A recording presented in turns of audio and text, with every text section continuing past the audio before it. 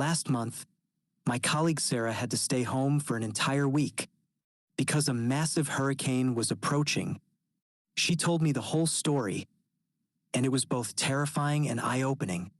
Let's use her story today to learn some advanced C1 and C2 level English phrases. So, Sarah lives near the coast. When the government issued an evacuation order, she decided to work from home.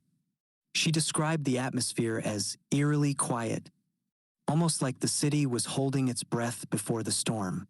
She admitted she felt anxious yet resilient. Anxious because of the uncertainty, but resilient because she knew she had to adapt. As the hurricane intensified, she lost power, internet, and even water supply for a while. She called it a full-blown catastrophe, not just an inconvenience. But instead of panicking, she tried to maintain a sense of normalcy, cooking simple meals on a gas stove, reading books by candlelight, and keeping in touch with neighbors when possible.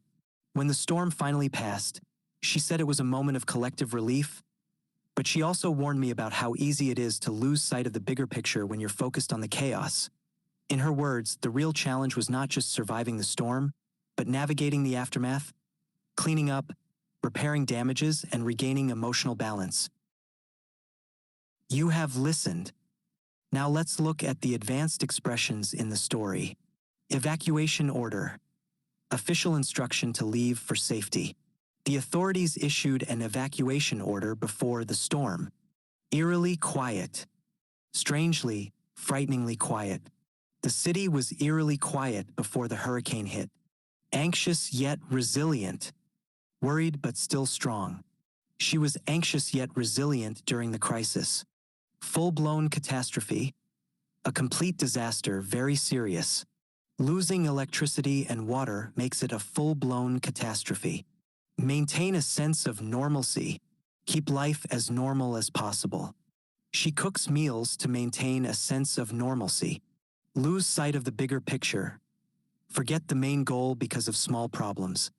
In chaos, people often lose sight of the bigger picture. Navigating the consequences. Dealing with consequences after a disaster. Communities spent weeks navigating the aftermath of the hurricane. Let's practice. What would you do if you had to stay home during a hurricane? Can you use one of today's phrases in your answer? Comment below and practice with me.